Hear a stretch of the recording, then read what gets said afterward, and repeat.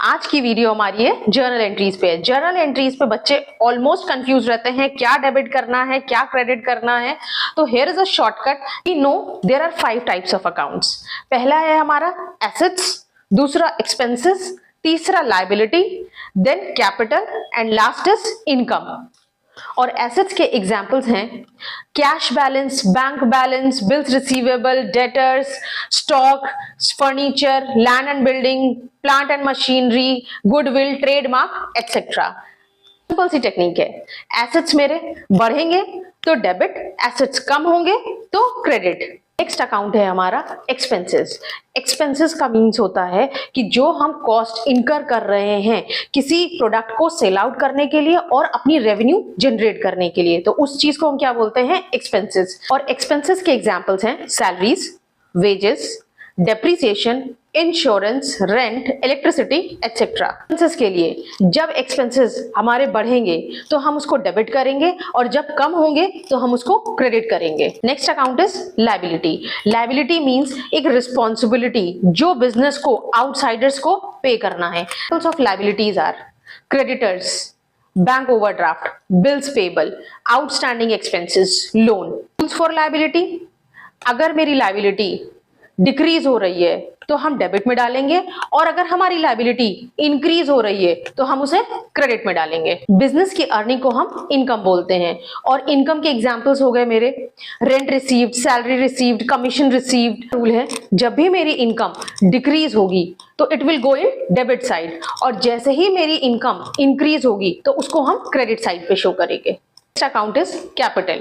Capital is amount invested by the proprietor. Proprietor ने जो amount business में invest किया है वो किसी भी फॉर्म में हो सकता है, कैश में भी हो सकता है, गुड्स में भी हो सकता है, किसी तरीके की एसेट्स हो सकती है। Rule for capital is capital decrease होगा मेरा तो डेबिट जाएगा, कैपिटल इंक्रीज होगा तो क्रेडिट पे जाएगा। अब हम इसको कुछ एग्जांपल से समझते हैं। हमारा पहला एग्जांपल है commenced business with cash. Commenced means business को हम स्टार्ट कर रहे हैं, बिजनेस को स्टार्ट कर रहे हैं 10,000 में, तो कैश मेरा बिजनेस में आ रहा है तो कैश इज एन एसेट।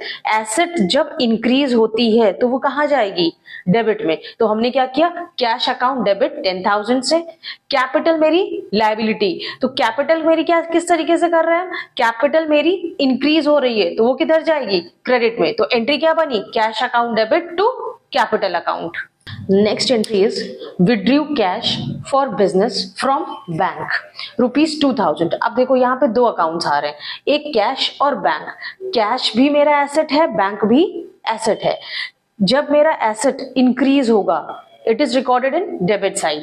तो क्या यहाँ पे आ रहा है, withdrew cash for business. Business के लिए हमने बैंक से कैश विड्रॉ किया तो कैश मेरा क्या हो गया, डेबिट हो गया। तो डेबिट हमने कर दिया इसको 2000 से। और दूसरा क्या था, दूसरा है फ्रॉम द बैंक ₹2000। तो अब ये भी मेरा बैंक भी क्या है, एसेट है। और जब मेरा एसेट डिक्रीज होगा तो वो कहाँ पे आएगा, क्रेडिट साइड में। तो ये भी मेरा 2000। Our next entry is interest received ₹3000 by check।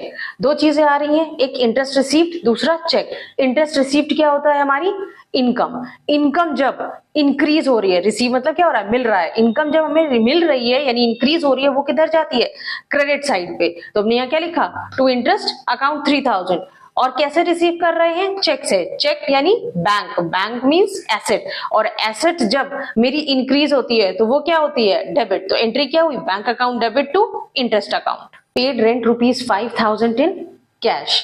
अब रेंट क्या है, रेंट इज एन एक्सपेंस। तो एक्सपेंस क्या हो रहे हैं मेरे, इंक्रीज हो रहे हैं। तो जब एक्सपेंस इंक्रीज होते हैं तो वो किस साइड जाते हैं, डेबिट। तो हमने यही किया, रेंट अकाउंट डेबिट 5000। किस चीज में पे किया हमने, कैश में। कैश इज एन एसेट और एसेट मेरी कम हो रही है रेंट को पे करने के लिए। तो जब एसेट डिक्रीज होती है तो वो किधर जाता है, क्रेडिट। तो rent account debit to cash account, amount was 5000।